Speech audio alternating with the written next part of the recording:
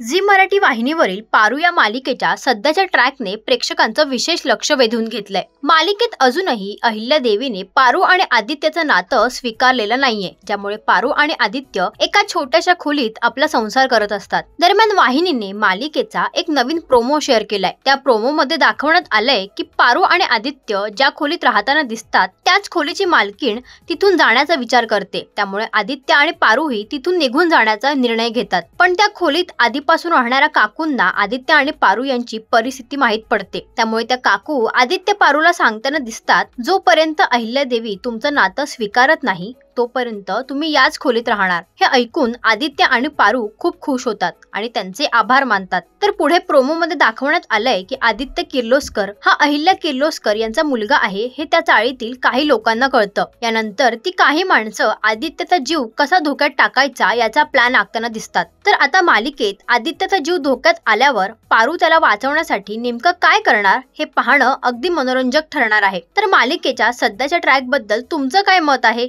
हे आम्हाला कमेंट्सद्वारे नक्की कळवा।